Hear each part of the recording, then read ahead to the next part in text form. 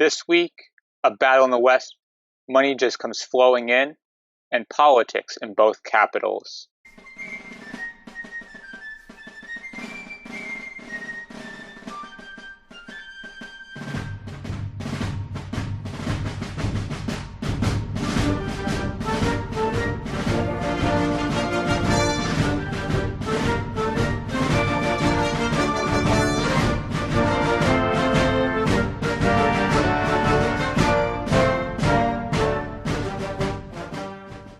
The New Mexico Territory has been quiet since 1861, though this week, action near Fort Craig.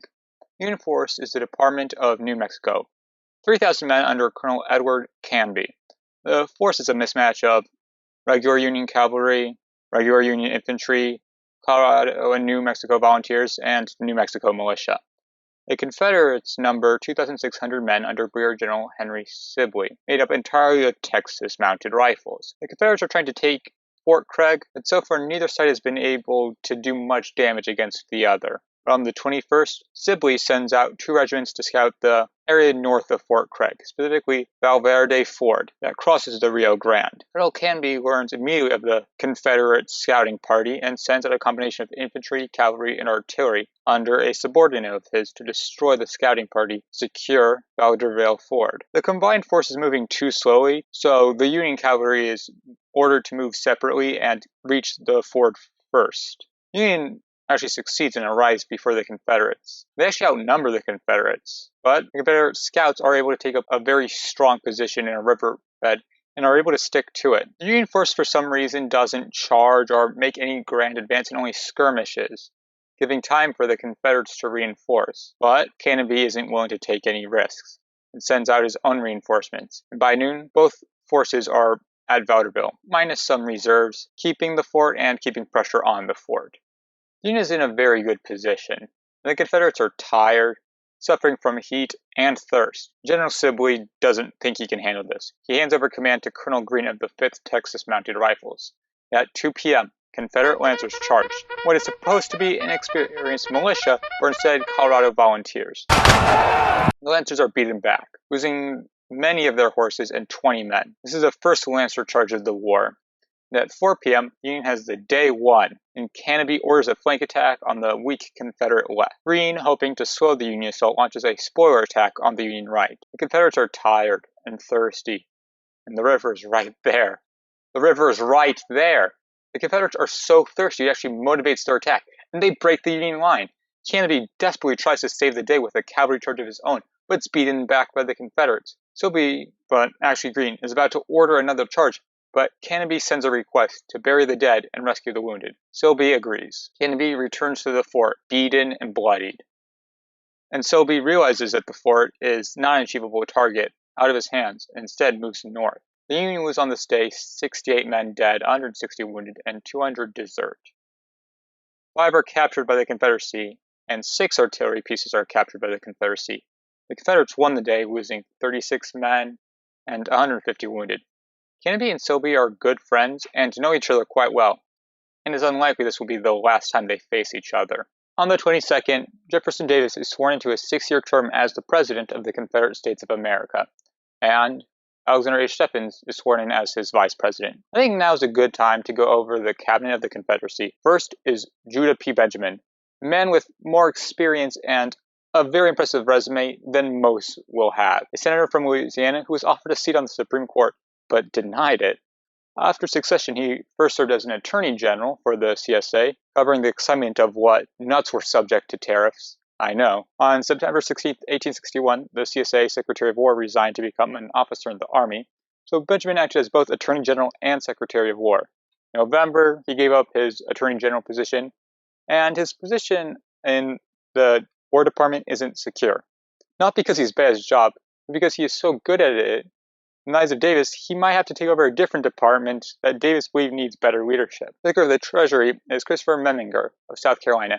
He has little previous experience besides being a deputy of South Carolina to the Confederate Congress, serving as head of finance for the South Carolina legislature, where he kept with tradition and made no major changes. The Secretary of State is in an acting capacity. He is William M. Brown, a man with 0 experience, but is liked by Davis. and the President pro tempore of the Senate. The Secretary of the Navy is Stephen Mallory, a senator from Florida for around 10 years, served as chair on the Naval Committee, who was an early advocate for the newfangled ironclads, and is probably the best choice for the position the Confederacy has. Postmaster General is John Regan, the rookie of the House of Representatives from Texas, and lastly is the current Attorney General Thomas Bragg, a former senator and governor, also a lawyer, and a prosecutor with very little known work, but a lot of positions filled. You'll notice there's a wide variety of experience levels from Benjamin to Brown. This is also explained from the wide variety of states represented in the cabinet. Davis is worried about losing the support of any single state, so he took where candidates were from into consideration to if they were going to get hired or not. Will this work out for him, or create an ineffective leadership that will doom the breakaway nation? On the 24th, let's look to D.C. and U.S. politics. Senator Joseph Wright of Indiana, a Unionist, is sworn in to replace Jesse D. Wright of Indiana. Wright was expelled after a letter was presented showing Wright helped facilitate a firearms trade with Jefferson Davis of the Confederacy. He is the 14th senator expelled from the chamber, and so far the only northern one. Wright was a major player in the Senate, serving there from 1845 to February 5th of this year, acting as president pro tempore many times during that interval. It's a reminder of how unstable both chambers of the U.S. Congress is. Senators and representatives leave or get expelled, leaving the Republicans with a huge majority that they will be using soon. The same day, a matter of hope, the Senate takes up a motion to investigate the laws along the... Also on the 24th, a matter of hope. The Senate takes up a motion to investigate the laws allowing the institution of slavery to continue within the District of Columbia. Senator Wilson of Massachusetts brings the motion up, and Senator Lyman Trumbull of Illinois seconds the matter. Senator McDougall of California and the Senator Pomeroy of Kansas both object to the matter on constitutional grounds. Things are getting heated, and then Senator Wiley of Virginia makes a joke about hanging all those in rebellion, and it's very funny in context. Senator Powell of Kentucky objects to the matter again, and Senator Sumner of Massachusetts realizes the day is going against the entire ordeal, and decides to end debate, hoping to bring it up on a better day. On the 25th, the Legal Tender Act is passed, allowing the Treasury to print money without respect to the gold or silver reserve. In the past, Secretary of the Treasury Simon P. Chase has in effect created fiat currency by temporarily halting the use of gold trading from the government, and currency not being tied to physical items. This act allows him to keep that up indefinitely.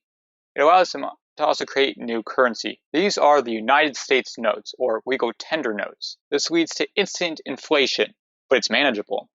He does this by having on each note a promise. This note is legal tender for all debts public and private except duties on imports and interest on the public debt. It's redeemable in payment of all loans made to the United States. This influx of capital is very useful, allowing the U.S. to buy more weapons, buy more ships, and fund public infrastructure projects. In total, he's allowed to print $150 million in these notes, and he does so. But that is only part of the genius he has. Government loans or government bonds aren't tied to these fiat notes, so they're a very strong investment just all of a sudden. And bonds start selling to banks, the wealthy, and just some ordinary people. The government just proved its economy can be trusted by printing these new notes, getting people to buy other products of the government, and then backing up those profits into the notes. The same day, Major General Henry Halleck reports a major success from Missouri. Too bad it's a complete lie, since there is no major action happening in Missouri this week, or even a minor action. On the 27th, Jefferson Davis is given the power by the Confederate Congress to suspend habeas corpus whenever and wherever he wants to. This is a power that Lincoln could only hope for. Davis can also enforce martial law whenever and wherever he needs to. The same day, a president with a lot less control. President Abraham Lincoln tells Major General George B. McClellan to attack the enemy. McClellan declines the order. Last week, I told you Sickles was ready for a fight, and I wasn't lying. He takes a boat across the Potomac and reports. Although myself rather nearsighted, I soon became sufficiently accustomed to the darkness to distinguish groups of men. They did not seem to be fulfilling the ordinary duty of pickets. Partly due to Sickles' reconnaissance, Hooker orders our hero to finally attack the enemy, and that will happen next week. This week ends. It is of politics, Confederate Cabinet, the Legal Tender Act, habeas corpus, and the idea of ending slavery in D.C. The last major emancipation attempt was Fremont's, and that was put down quickly. But this isn't 1861.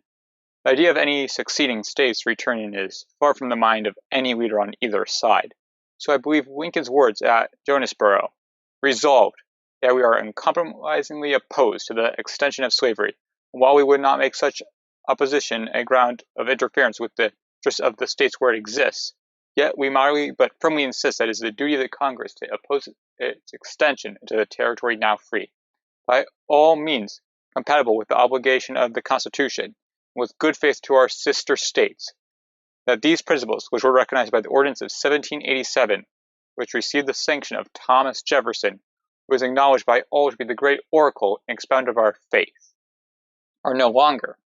The time to end the abhorrent institution and errors that already exist is coming. Hopefully, next week. Hello, it's the entire Civil War Week by Week team here. That is a weird motto to have. And I want a new outro. So, if you liked the video, please like it. If you want to see more, you should be seeing suggested videos right about now. And if you want to know what happens next week, please subscribe. And if you want to share history, give me suggestions in a more easy way than YouTube comments, or want to tell me how wrong I am, please check out the channel's Discord.